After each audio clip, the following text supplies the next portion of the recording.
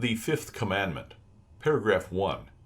The passions of anger and revenge, of which the Fifth Commandment says, "Thou shalt not kill." This commandment has one work, which however includes many and dispels many vices, and is called meekness. Now this is of two kinds. The one has a beautiful splendor, and there is nothing back of it. This we practice toward our friends and those who do us good, and give us pleasure with goods, honor, and favor, or who do not offend us with words nor with deeds. Such meekness irrational animals have, lions and snakes, Jews, Turks, knaves, murderers, bad women. These are all content and gentle when men do what they want, or let them alone. And yet there are not a few who, deceived by such worthless meekness, cover over their anger and excuse it, saying, "I would indeed not be angry if I were left alone."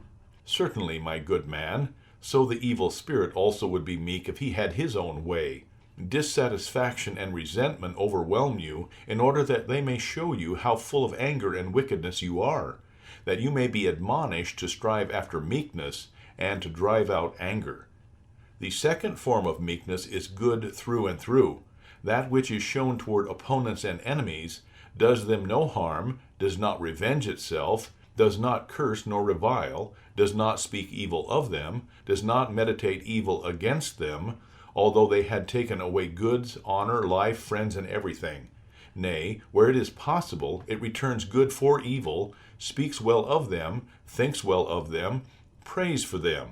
Of this Christ says, Matthew 5, "Do good to them that despitefully use you, pray for them that persecute you and revile you." And Paul, Romans 12, "Bless them which curse you, and by no means curse them, but do good to them." Paragraph 2. Behold how this precious, excellent work has been lost among Christians, so that nothing now everywhere prevails except strife, war, quarreling, anger, hatred, envy, backbiting, cursing, slandering, injuring, vengeance, and all manner of angry works and words.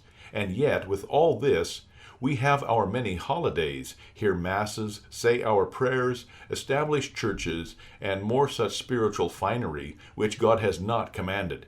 We shine resplendently and excessively, as if we were the most holy Christians there ever were. And so because of these mirrors and masks, we allow God's commandment to go to complete ruin, and no one considers or examines himself, how near or how far he be from meekness and the fulfillment of this commandment, although God has said that not he who does such works, but he who keeps his commandments shall enter into eternal life. Now, since no one lives on earth upon whom God does not bestow an enemy and opponent as a proof of his own anger and wickedness, that is, one who afflicts him in goods, honor, body, or friends, and thereby tries whether anger is still present, whether he can be well disposed toward his enemy, speak well of him, do good to him, and not intend any evil against him. Let him come forward who asks what he shall do, that he may do good works, please God, and be saved. Let him set his enemy before him, keep him constantly before the eyes of his heart, as an exercise whereby he may curb his spirit and train his heart to think kindly of his enemy, wish him well, care for him, and pray for him.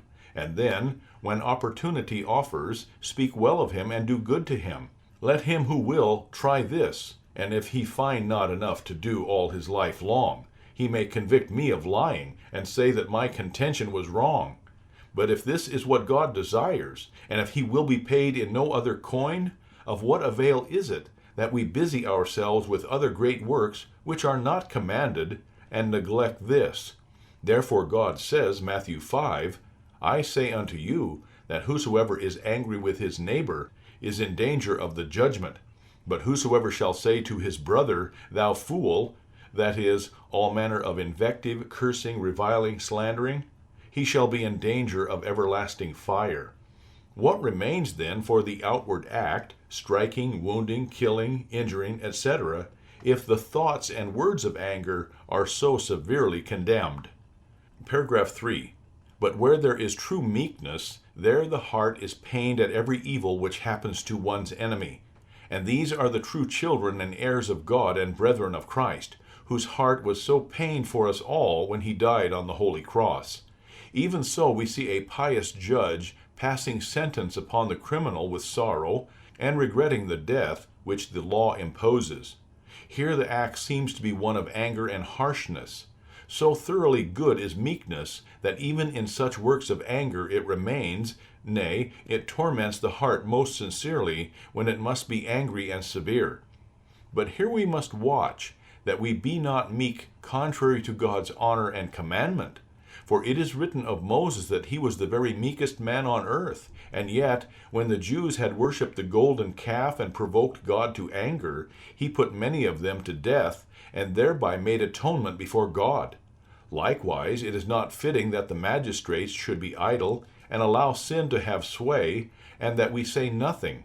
My own possessions, my honor, my injury, I must not regard, nor grow angry because of them. But God's honor and commandment we must protect, and injury or injustice to our neighbor we must prevent.